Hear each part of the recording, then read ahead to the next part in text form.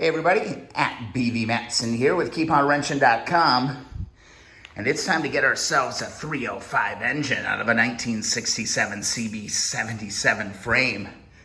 We're getting down there. Once we get the engine out, just gotta get the front forks out, the rear wheel out, fenders, all that good stuff, and then we are turning a corner on this restoration project.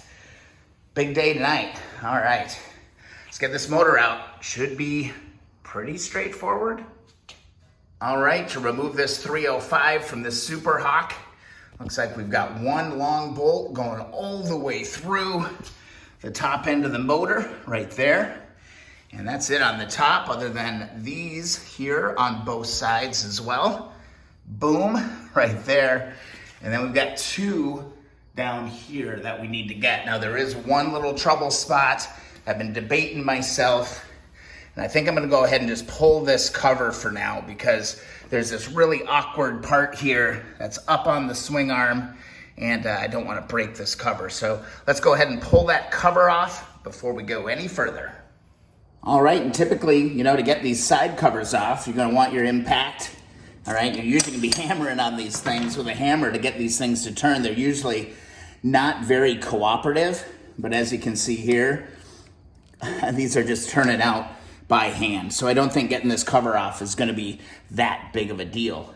All right, one thing to keep in mind when you're pulling these off is that each one of these screws or bolts, whatever you wanna call them, they're gonna be at different lengths. So for those of you who've been watching the channel for a while, you know that I like to stay a little organized. So I basically just draw the side panel and poke holes where we actually see the different screws. So when it comes to putting it back together or trying to compare a new bolt kit, to what we've got, you're gonna have a really good reference. So I'm gonna go ahead and start pulling these out and insert these into the board. Just kind of a little shorty one out of the top. I'm just gonna grab my cardboard, stick that in, and work my way through. And there you go. You can clearly see that some of these are of different lengths. At least in my world, you can totally see that some of these bolts are of different lengths. So this is just a good way to keep things on track. Now, hopefully, we're gonna be able to get this cover out of here. I'm kind of curious. I haven't dug into the stator rotor yet, so I kind of want to take this off and just kind of see what we're dealing with under here. Everything's kind of a new deal for me on this 305. I'm pretty familiar with the 350s, but I've never dealt with one of these. It's incredible that I'm able to take these out by hand. I'm telling you, this is blowing my mind right off the bat. But there we go. There's our stator coil. It is familiar, yet different. We've got our, all of our timing marks, left fire, left top, top fire, right. Everything looks pretty straightforward there. Looks like we've got our index mark here for our timing to line everything up. That bugger looks old, man. It is old. It's from 1967. Let's see if we can get this cover to bounce out. That comes off ridiculously easy.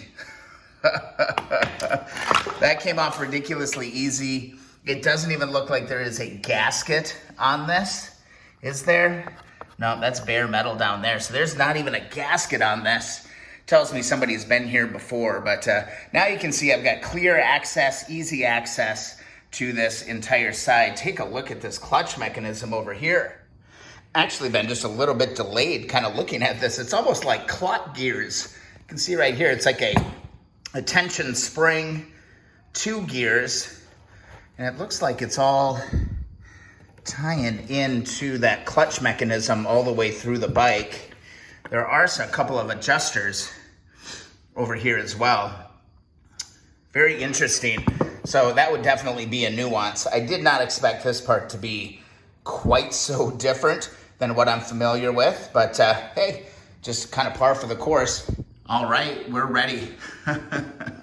Ready to get the engine out just for a little safety and make sure this thing doesn't come tumbling down. I had to get a little floor jack or a little jack underneath the engine. It actually slipped right in there perfectly. Gives me a little bit of stability. So here's how I'm going to approach it. I'm going to tackle these top two up front first. Okay, I'm going to get these two connections loose so that weight of that engine should be going down on the jack. And then what I'm going to do is I'm going to come out and I'm going to take these top two out, and that should allow me to tip the engine down slowly with the jack get it out, get it on the ground, and then slowly be able to rock this thing back when I pull those bottoms out. So I'm hoping I can just go bink, bink, bink, tip, drop. That's the goal. We'll see how it goes. All right, we're gonna take this front one out. This side is a 14, and on the other side, it's actually kind of a 17 millimeter. It's a bit of a locker. I'll show it to you once I get her free. I'm just gonna start taking this big bolt out. This is one bolt going all the way through the entire motor. And I tell you what, this thing is coming apart way too easy. It's pretty incredible. And we want to remember as well on this bolt that we have this ground wire. Here's what that bolt or the nut looks like. Okay, just like that. And there is this grounding wire that goes onto this. And if we remember, this went to the bottom of our coil bracket. So we're gonna make sure that we put that all back in together. And then this top bolt's gonna pull right out. First one's out. I'm gonna go ahead and slide this ground cable right back on here. Tighten this down. That's number one. All right, next up, we're just gonna move back to these mounts here. This is a 14 millimeter here. This is another single bolt, so I'm just gonna drop my 14 on here. Looks like my ratchet is actually gonna be a little bit more accessible from the other side. So I'm gonna go ahead and hop over here. And here we are. I'm just gonna kind of hold my wrench on this side. See if we can get this thing to turn. Oh yeah, hear that crack? That lovely crack of working on old bikes. All right, that jack should be taking most of that weight. I'm not gonna take the bolt all the way out on this yet. I'm gonna let it hang, but I'm gonna get the nut, and it looks like a nut and a washer, nut and a locking washer. You know what, in the 60s, they must not have cared about washers under locking washers, but this bolt is gonna just kind of hold there. That'll be my little safe as we move down below. All right, now we're over to the top rear. These are gonna be 17s.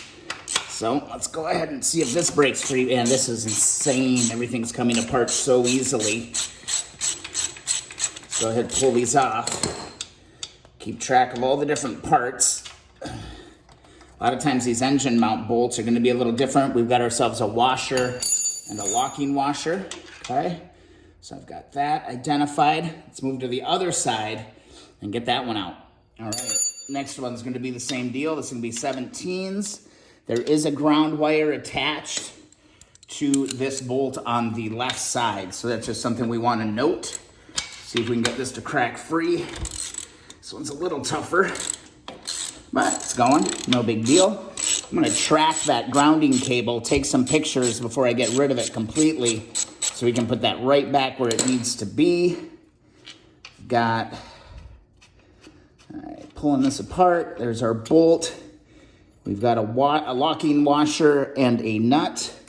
And then here is that grounding cable. Let's take a close look at that. This is gonna be an important detail when we put this thing back together. Don't just blow through this kind of stuff. So this grounding cable that was tied to the left rear top bolt actually is your direct ground to your battery, and it loops through this little hole right there. So I need to go grab my camera and take a quick picture of that. But this is that frame ground. If you've been on the channel for a while, we've been working on 350s. You've seen this before. This is just the variant on the CB77. All right, there we go. We're ready to pull those bolts. So just like I did with the other ones on the front, I'm gonna go ahead and label those and get those bagged and tagged. Okay, I got you a little fun view here of this bottom bolt. That is a 17. So all four of these back here look like they're gonna be 17s. Let's see if we can break this one free. That one too just came out just like butter. I don't wanna take this pin out. I just wanna get the nut and washer off of here. This is exciting. It might not be that exciting for you to watch maybe on the video because I can see my hand is definitely in the way of your viewing pleasure. But trust me, this is thrilling. All right, hopping over to the other side. Not that other side, the other side of the bike. And let's see if we can get this other one. This last bolt loosened up, at least what I think is the last bolt. Oh, it should be. Oh, that one's tight. Ooh, that one's tight. This one is on there, buddy. Let's see if we can get her. Got it. There's that crack, man. Woo! That restoring vintage motorcycles crack. That one took some effort, not gonna lie. All right, we've got those all out, man. And to my surprise, all both sides of these bolts, there's no pressure on them really at all. So I was hoping most of the weight would transfer to this base and I'd be able to kind of teeter it down. Let's see what happens. I'm trying to see if maybe the engine gets hung up somewhere when I start lowering it. Let's watch this connector. I still got the bolts in both sides. That motor is definitely coming down. Ooh, this is nervy. It's moving. That pin is still super loose. But we're just gonna keep moving it. It's a good angle. You can kind of see it tipping out right up here.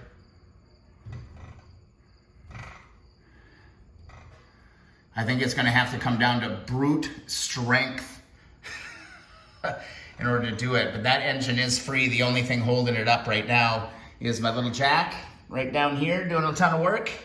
Then these rear pins.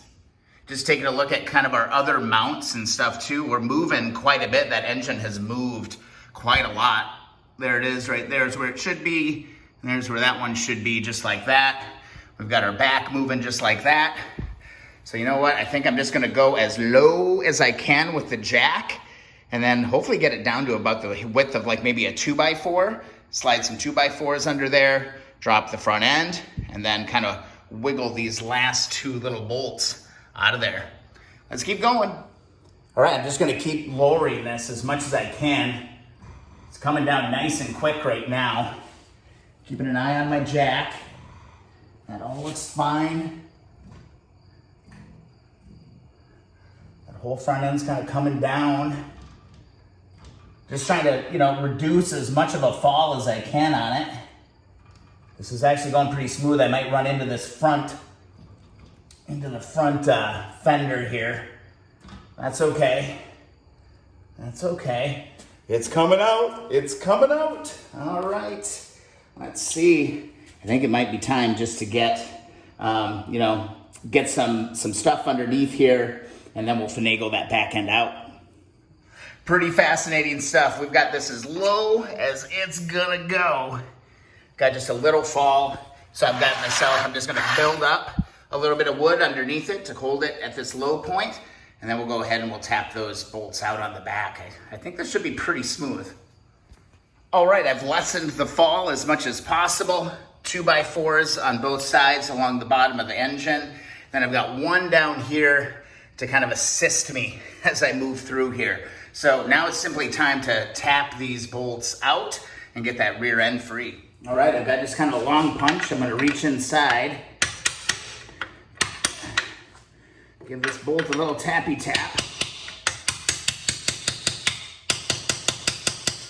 There we go. Reach along this other side. Give this one a little bit of a tap.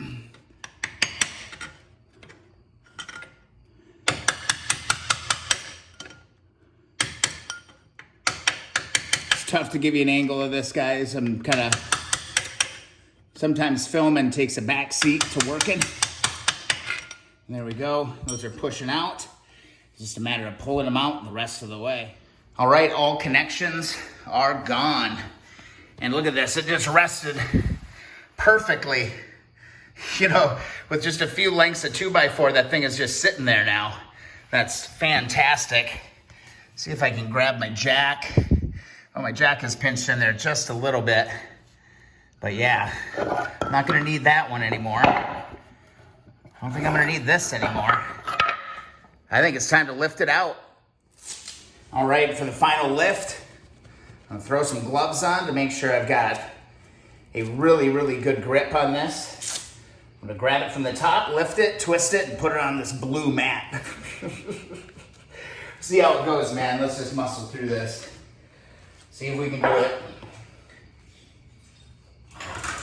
Oh, beautiful. It's not bad at all. It's rocked out of there now. I can just grab this. Or can I grab it right there? Drop that on the thing. Motor's out. Boom. And there we go. The 1967 CB77 just got a whole lot lighter because we got that motor out. This is one top heavy engine. All right, right? It likes to lean that way and just tip over. It's at such an angle. It's really, really strange. I'm gonna have to find a way, you know, to get this thing oriented right. I might have to make up a makeshift little engine stand or strap it down. I have a feeling we're gonna be spending a lot of time with this thing, but it is out.